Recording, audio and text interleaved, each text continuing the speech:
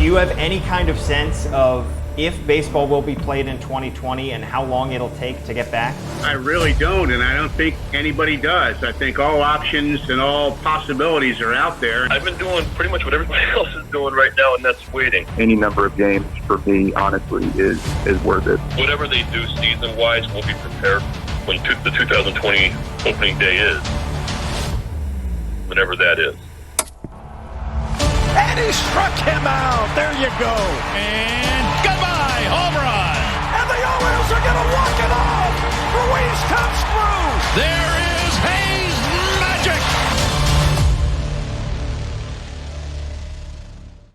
If that doesn't get you fired up, I don't know what will. Welcome into MASN All Access. I'm your host, Paul Mancano, on this Tuesday afternoon. Just one more day until baseball officially returns in the form of the first ever summer camp.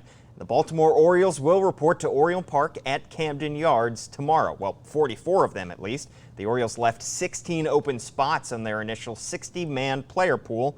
Mike Elias yesterday hopped on a Zoom call with reporters. He said he doesn't expect any Orioles to opt out of the 2020 season, as some players on other teams have done. He also explained why the team only listed 44 of a possible 60 players. So you look at what other teams are doing. I think everyone's approaching this a little bit differently. The way that we have analyzed the rules are that it's easier to add people than take them off of that 60, especially certain types of people.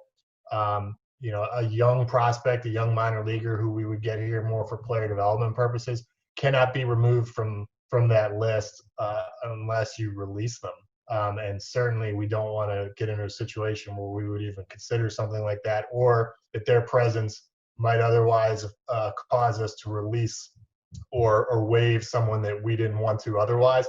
So we're being very cautious about fleshing out that list. We don't need to do it right now.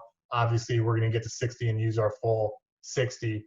But we want to wait, get into Camden Yards, see what this looks like, see how our schedule is unfolding, and we will fill out that 60 over time. Also, the players that are competing for opening day roster spots, whichever one on that initial 44-man roster is, they're going to need every bit of time during what's going to be a very quick 3-week spring training anyway to get physically ready for the season, and also for us to make a couple of hard decisions at the bottom of the roster. And the guys that have no realistic shot to make the opening day team, obviously they've got the luxury of more time. So there's just no rush to get them up here. We want to get them up here. Everyone wants to get as many players from our organization as we can up here. But we've got to be smart about the uncertain nature of what this is going to look like for the first week or two. And then also the fact that the rules are kind of a one-way street. Camden Yards will be just one of 2 sites the Orioles will utilize during this summer camp. The second one, when and where it'll open, still TBA, but Mike Elias hopes to use that second site to develop some of the organization's lower minor leaguers.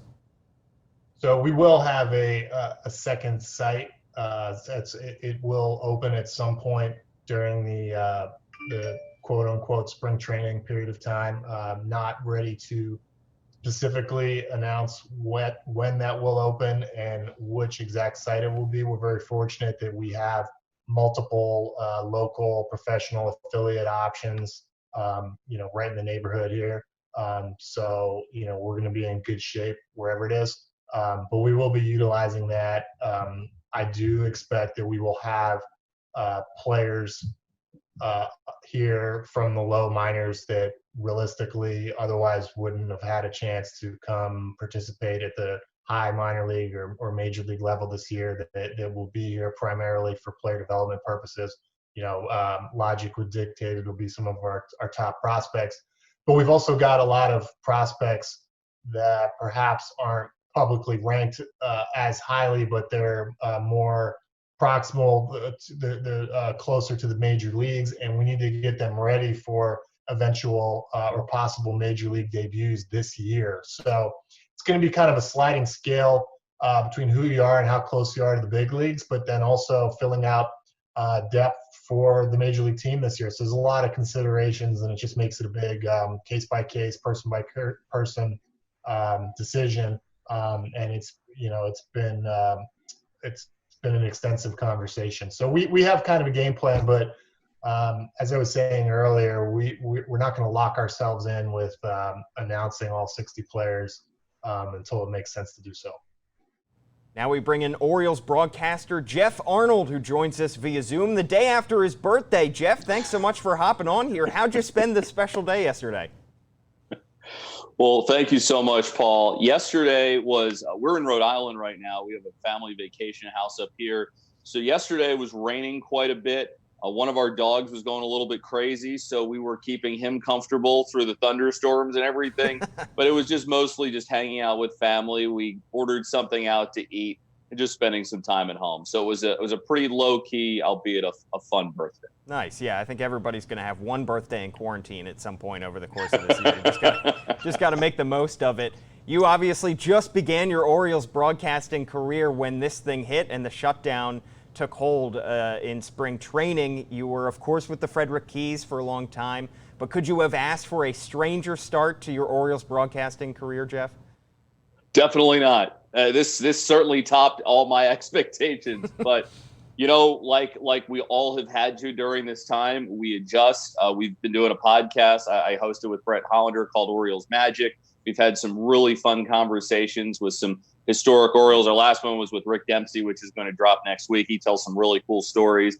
And then we've had on Eddie Murray and Jim Palmer and Scotty McGregor and Boog Powell and just so many other great guests. And then we did a whole draft coverage piece with Mike Elias and a couple of other people that talked about the Orioles draft this year. So it's been something that's been a lot of fun. But we're certainly excited to call some baseball games when we get back to action. Yeah, and you mentioned Mike Elias, and he hopped on a Zoom call with reporters yesterday, gave a little bit of insight into the upcoming summer camp, first ever summer camp that we're going to get. How do you expect this summer camp to proceed? They said they're going to use Oriole Park at Camden Yards. They're going to use another off-site field, but they have not announced which field that's going to be. As a guy who spent a lot of time in the Orioles minor league system covering teams there, where do you think that off-site is going to be, and how do you expect this strange summer camp to proceed? Yeah, it's certainly not going to be like most summer camps, that's for sure. In terms of which one they'll use, my guess is it's going to be Bowie or Aberdeen just because of the proximity to those couple of places. So I would imagine it will be one of those. As for how it's going to proceed, I think it's anybody's guess. It sounds like Tim Cousins and Brandon Hyde have tried to put together a schedule where they can account for everybody, understanding the different space regulations that you're going to have to abide by and making sure guys aren't just hanging out and obviously assuming the proper social distancing and the protocols that Major League Baseball has in place. The reason I think in large part that they stuck with 44 is because you have some decisions you want to hold off on until a little bit later. And also it's a space consideration. For example, Baltimore and Camden Yards, it's not as big of an area to work with as if you were at Ed Smith Stadium down in Sarasota. So I think some of it is there. There were maybe a couple surprises for me. I sort of thought that Ryan Mountcastle was going to be in that initial group, but there's always a chance that he could make the opening day roster. It's not totally excluded. But if you look at what they presented with that initial group of 44, it's pretty much going back to where they left off at spring training with maybe an exception or two. And of course, that was months ago, feels like forever ago, that those kind of position battles were happening in spring training, and Ryan Mountcastle fighting for an opening day roster spot potentially. Aside from Mountcastle, what kind of position battles are you looking forward to in summer camp, especially with Trey Mancini obviously not going to be playing in 2020, the rotation in flux? What specific position battles are you looking forward to? There are a bunch of them for sure. I guess because you don't have Mancini, you have to consider how things are going to work in the outfield. DJ Stewart, who was dealing with an ankle injury in spring training and wasn't going to play in any games, you expected it was going to be a little bit of time until he was ready. Now you have to consider him in the mix. I mean, I think you can figure that Austin Hayes is going to be starting in center field and Santander is going to be in there someplace, but how's it going to work out with DJ Stewart, Dwight Smith, and then some of the other people in the mix? You got to consider the utility infield possibilities available. You're going to be able to carry another person. So how will that affect somebody like a Stevie Wilkerson, who's technically not on the 40-man roster right now? The bullpen is a question mark. Cesar Valdez, for instance, who wasn't even a non-roster invite to MLB spring training, but appeared in a couple of games. He was just added into that 44 mix that's going to start off at Camden Yards. And then you've got a lot of other questions about how many you keep, what kind of roles you're going to be looking for different people to fulfill. And then, there's a bunch of other questions that'll come up, such as catchers, like, what's Brian Holiday's status as far as things go? So because of the expanded rosters at the start, where you could begin with 30 until you drop to 28 2 weeks in, and then you get 2 weeks after that, you go down to 26, which you were supposed to have. How will Mike Elias and Brandon Hyde try and figure out the right roster composition? How much pitching is going to be there? Because you were going to have a 13-man restriction on how many you could have, and now that has been removed. So how many extra pitchers are you going to want to have in there, considering you're going to be playing not only the AL East, but the NL East too? So a lot of question marks. I'd say I'm focusing the most on the pitching aspect, but certainly how things are going to work at the outfield, utility infield battles, as well as what the Orioles are going to do with catching. There's pretty much a battle going on everywhere. So we have a lot to look forward to, and the starting rotation as well. And of course, this was supposed to be a big year, I think, for a lot of Orioles prospects. Some guys coming through Frederick potentially. Obviously, guys like DL Hall could be moving up through the Orioles organization. A lot of the pitching prospects in particular who are in the lower levels of the organization, who probably won't get named to that 60-man player pool just because they're not major league ready. But how important was this upcoming season, do you think, for those guys? And how can they kind of recapture some development and use this time off to develop their skills and to grow as baseball players while they aren't playing in regular games? It's really hard. I know that Matt Blood and his crew have really worked hard to provide some kind of instruction, some type of structure, and giving these players something to work on.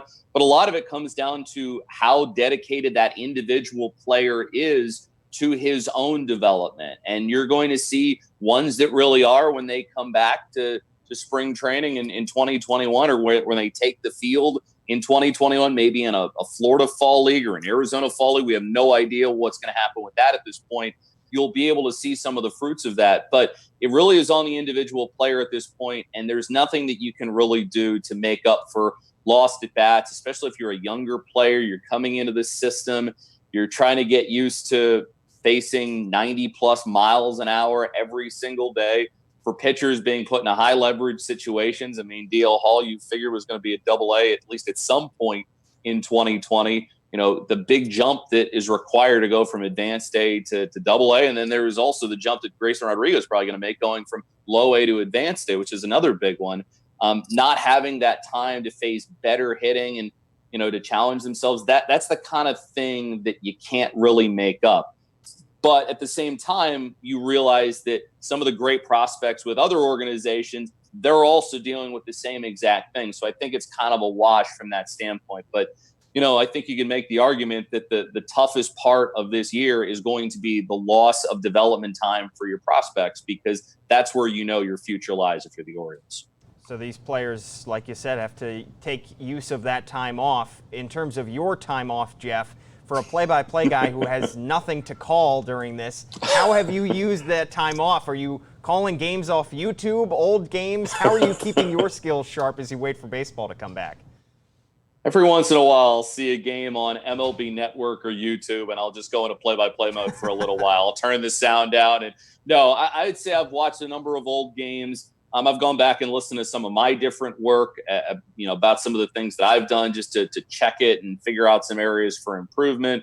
I listen back to the podcast that we do and try and figure out different ways to get better. I have a database that I have on the Orioles, and so it's just adding a bunch of material to that. We all know that this is a process where you're reading every day. The preparation never really ends, but it is sort of strange not to have and ideas to, at least right now, who we're going to play. I'd probably be doing some advanced work on whatever teams we're going to be facing off against. And while we do know it's the AL East and the NL East, We still have to wait to see what the schedule is going to be like for that to come out. But I'd say it's a mix of preparation, reading, and family time is kind of what I've been doing during this quarantine. Well, we look forward to hearing you calling some Orioles regular season games. We've got a taste of your broadcast style, of course, back in Sarasota in spring training on MASN, but we can't wait to hear you call some regular season games. And maybe the players might hear you if you're calling these games from an empty stadium when you're up in the press box. So who knows? Everybody could get a taste. But Jeff Arnold, thanks so much for hopping on here. We can't wait to get Orioles baseball back soon. All right, Paul, really appreciate it. Don't forget to check out the MASN All Access podcast. You can catch it on Spotify, SoundCloud, Apple Podcasts, Google Podcasts. Watch it on YouTube. Watch it on the MASN All Access Facebook page. Anywhere you get podcasts, you can get the MASN All Access podcast. And on the most recent episode, Jim Palmer joined the show. You're not going to want to miss that. Some interesting thoughts about baseball's return and where the sport goes from here. Orioles legend on the MASN All Access podcast. That does it for our show today. Thanks, of course, to Hannah Broder, Bobby Blanco, and Jeff Arnold for today's show. I'm Paul Mancano. Baseball is coming back, and it's right around the corner. We'll see you later.